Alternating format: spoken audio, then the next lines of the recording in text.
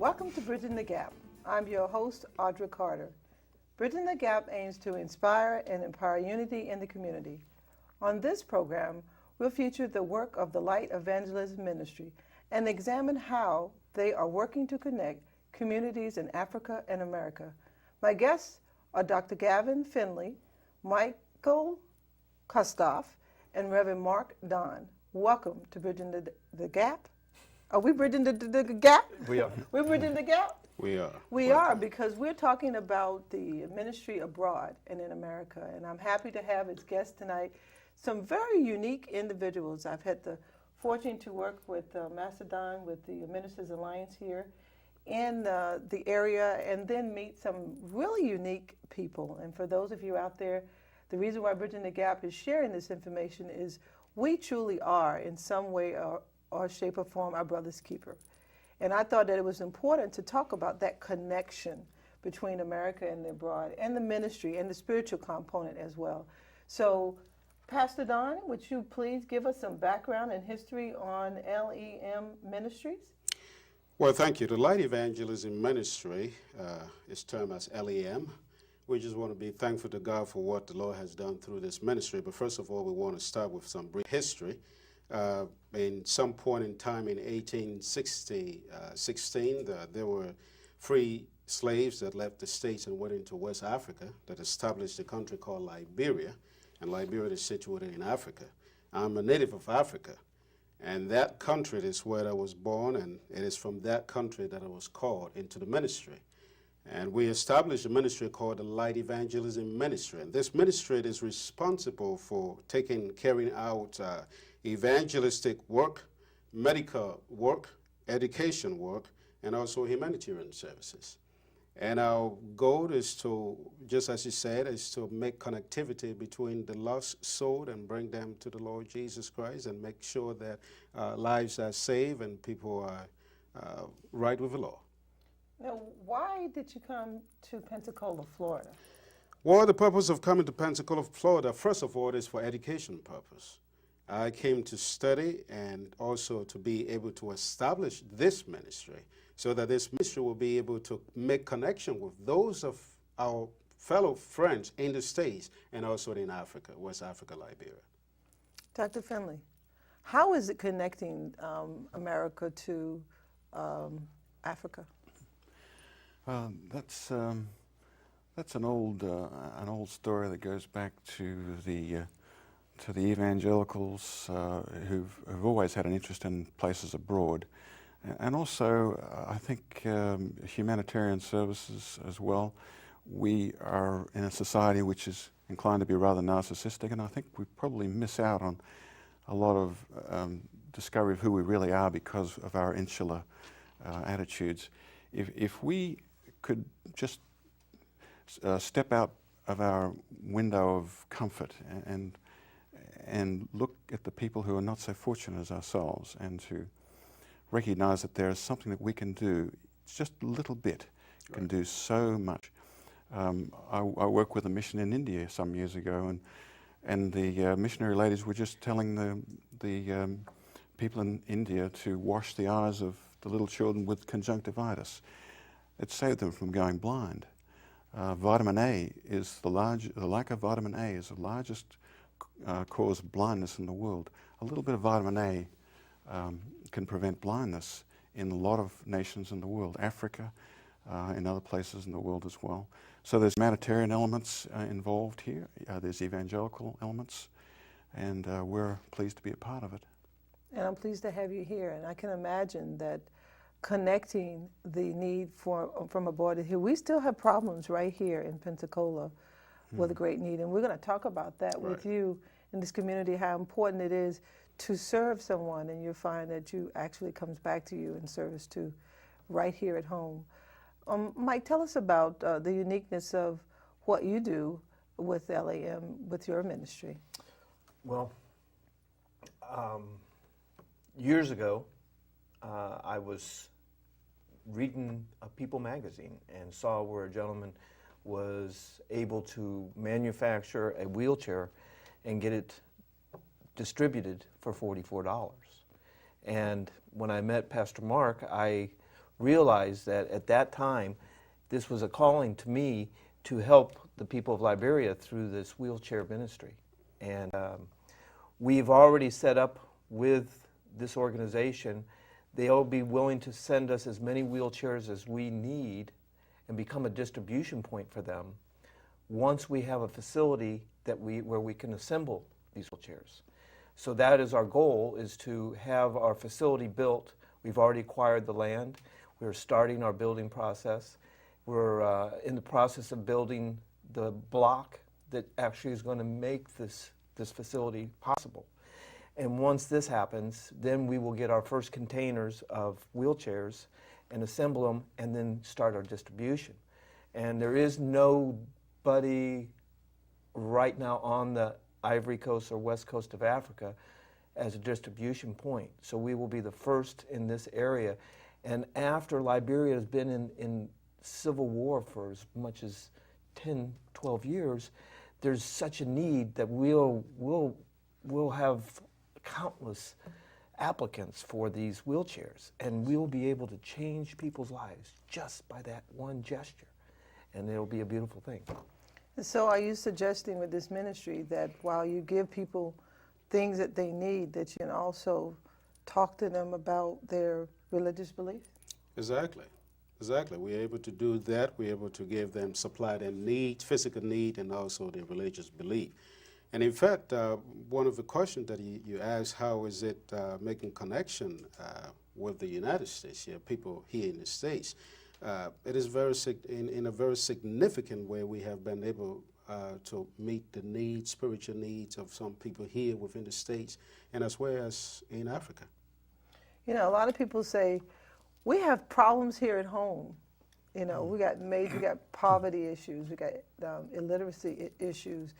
And so in ministry, and for those who are listening, viewing the show today, help them understand why it's so important to care about ministry abroad, and really how does it transcend, if you will, to home. Anybody? A lot of our problems in our society, even though we're a very rich society here in the West, and particularly in the United States, is self-esteem. People don't really know what their life is for. There's an emptiness. We saw that with the shootings, the spiritual emptiness even in college campuses. People need to know that their life is significant and they can make a difference, that they're important in the eyes of the God who is watching. And so we have the opportunity to open doors for people to be a part of something beyond themselves. And as they step beyond themselves, then their self-esteem issues seem to go away because they've been established in something greater than themselves. This is beyond psychology. It's entering into a spiritual realm that people need to be invited into. And so it's a serendipity. And the people who have entered into it say, hey, this is wonderful. Just like, come and join us. And again, there's a term that I always use based on your question. The term connectivity is very important. You see, when mankind can connect with each other, then I do believe that we'll be able to effectuate or to carry out perfectly the work that each one of us ought to be doing for your brother. If I'm your brother and I can care for you, that will show the sign, a significant sign that there's a need that needs to be met, even if we are not blood brother. Yet still we can meet each other's need. Which brings me to the ministry. You all are a part of it for varying reasons. Why did you join LAM? I assume you are board members? That's correct. Yeah. I personally joined when I saw Brother Mark and Dr. Finley at church, and it was a spiritual moment. It really was. It was one of those things that just, I had my idea with my wheelchairs, and they had a need, and it seemed to be perfect fit. And I enjoy it. I enjoy what I do, and I feel better for it. I enjoy knowing that hopefully once we get our wheelchairs there, that we'll be changing lives. And it doesn't matter who, whether someone's a Christian or not. We just want to help. Exactly. And then they'll see the good.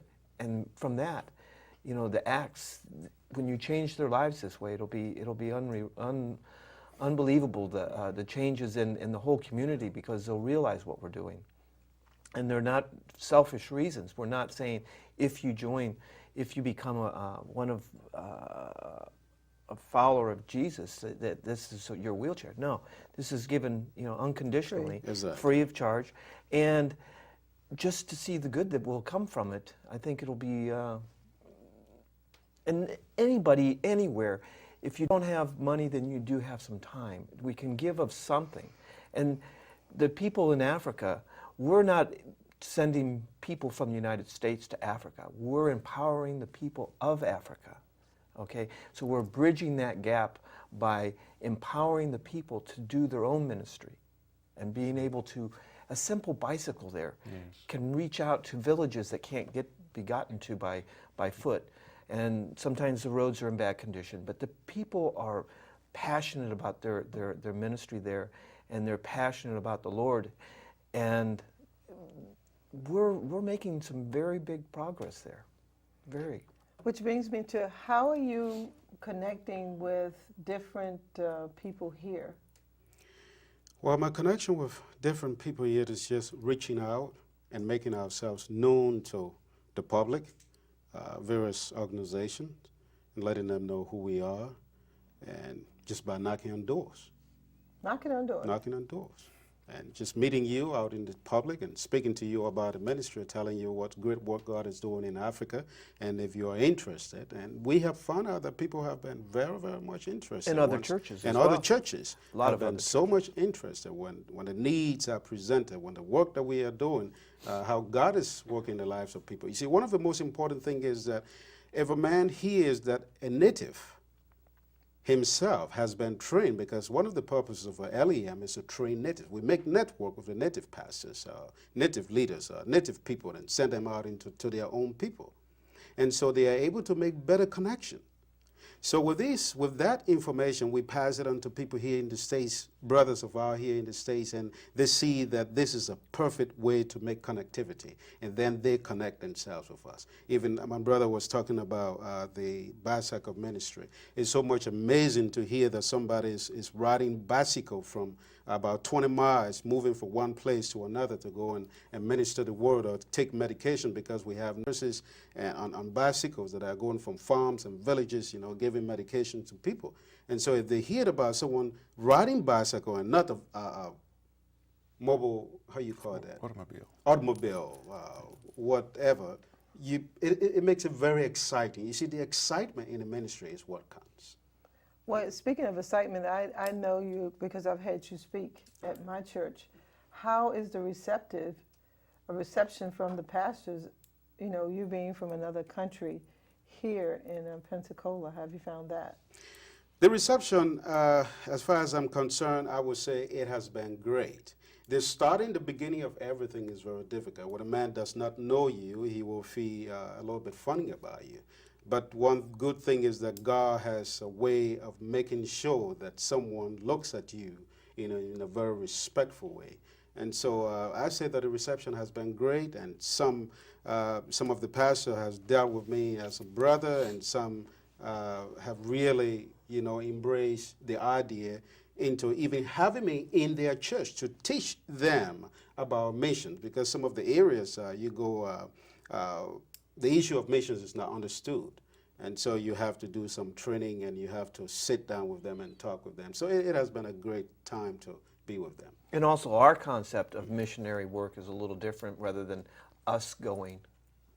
Dr. Finley and myself, we may, but I'm saying our emphasis is upon teaching and having those folks that are already there doing their own ministry, rather than us coming and the costs and factors that goes into that. This, we can send all of our energy and all of our funding towards getting the ministry done by the people who live there, who are more effective, better communicators in their own villages and the villages that are nearby. I mean, I think even here in Pensacola, we'd be more effective here than we would be in Africa, because I don't know the customs. I'm not acquainted but with they that. do, yeah. And there's bridging the gap, so to speak, like you just said. Okay, I'm interested to find out. Okay, so how do you get the people in Liberia trained if you don't go there? Well, we are already in there. The ministry is already in there. In fact, from the onset of the ministry, when it started in 1989, before the war started, we have been in Liberia. The ministry has been in Liberia even during the course of the war. Yeah, And during so the we war. have catered to the needs of people, financially, spiritually, and humanitarian assistance, providing them food and other needs. So we have been able to meet our people. Even newscasts, radio stations have benefited from this ministry during the course of the war.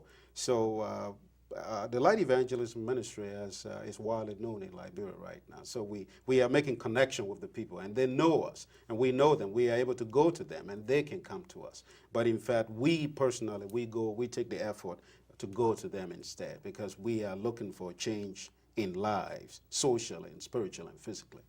And we will have a training center. Yeah. Once we have our facility built for the wheelchairs, we'll also be building our training center where missionaries will come to be trained. And from there, we'll also have our school where children would come.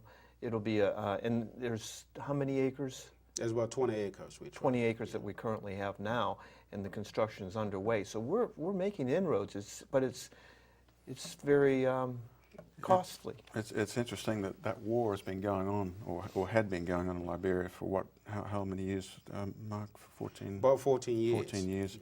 And the ministry started, Brother Mark and his wife Eunice started this ministry very shortly before the war began. Right. And there's a network of native evangelists and pastors at work even now, and they just need a little assist. So it's quite a different mission concept than what we think of in the old 19th century British missionary with a pith helmet going out to evangelize the natives. That's not the way it operates nowadays. It operates by us making connection with the native evangelists and pastors in Africa. They are part of our network now, which has always been that way since the day of Pentecost. It's been a global network. And so there they are. They just need a little bit of assistance. And the bicycles, that was a wonderful start. The Jesus film has produced a wonderful harvest in the evangelical area.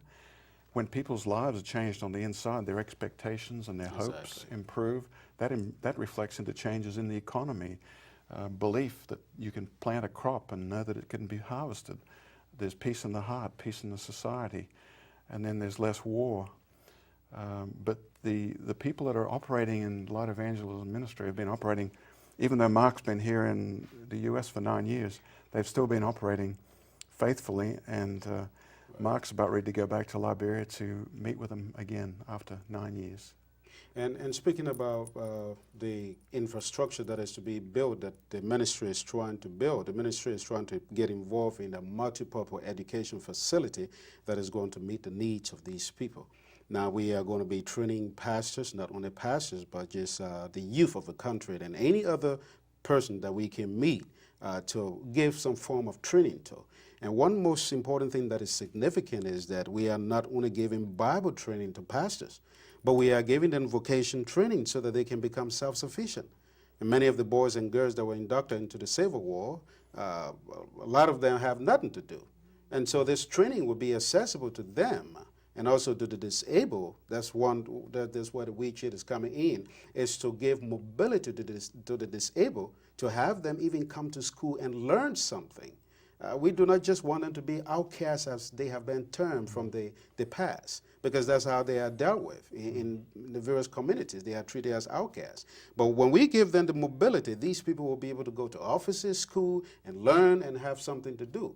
And so there will be, in Liberia, there has not been an institution where you have special education for these kind of people, or driver's education and so forth. So with that facility being built, it will really provide a means of an asset that people will be able to be trained to have various skills. And some of those pastors will be helped to build this facility. Right.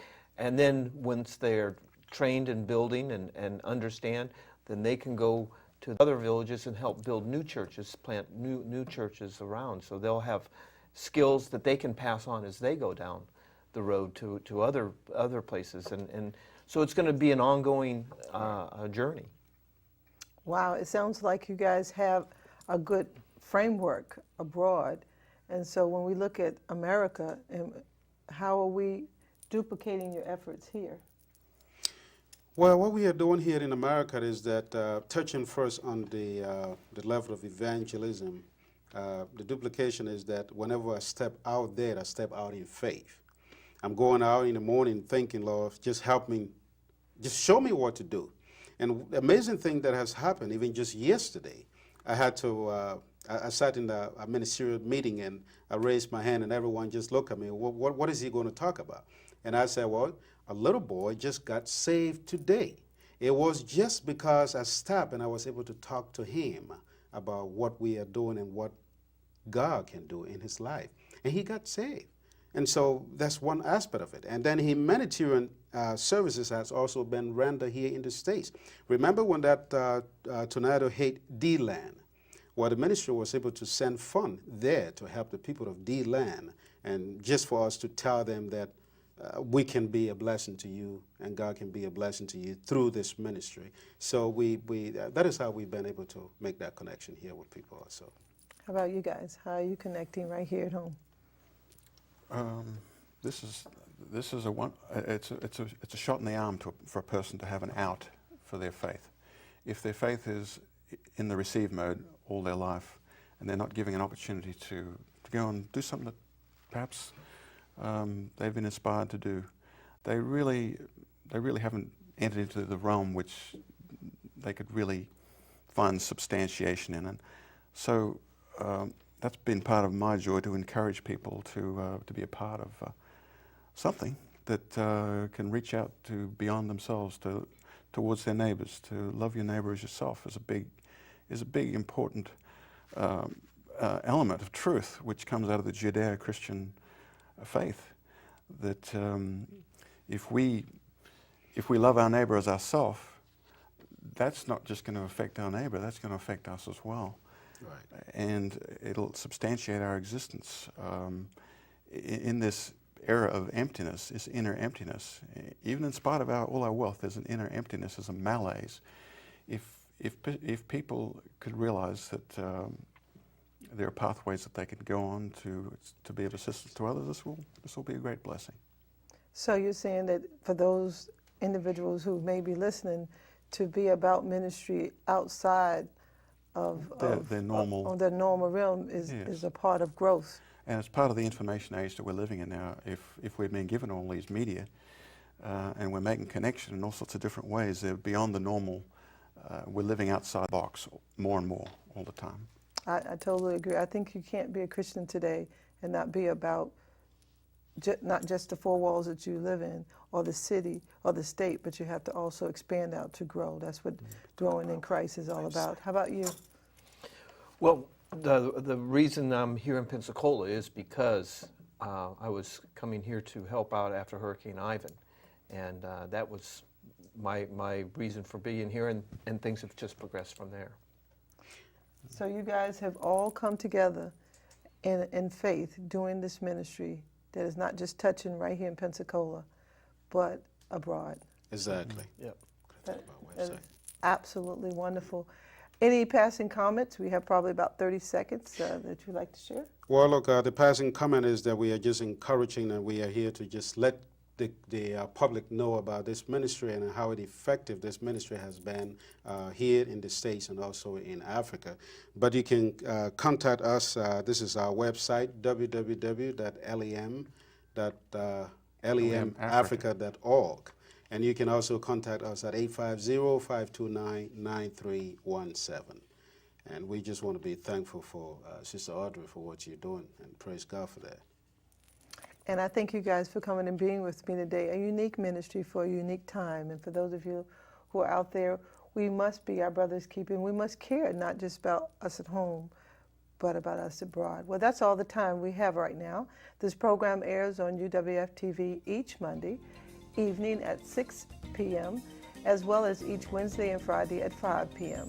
Plus, you can hear more voices on Bridging the Gap radio show live every Sunday, 5:30 to 6:30 on WRNE Radio. I'm your host, Audra Carter, and I'll see you next time on Bridging the Gap.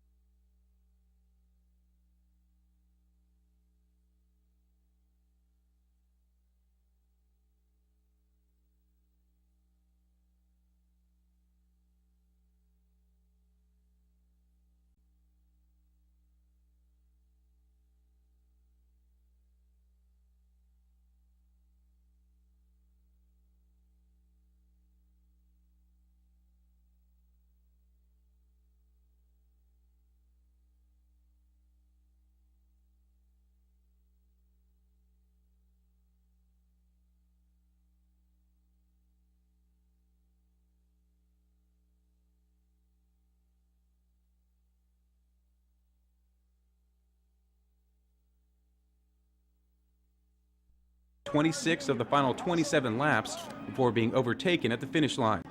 The second place finish was Martin's career best at the Great American Race. For more information,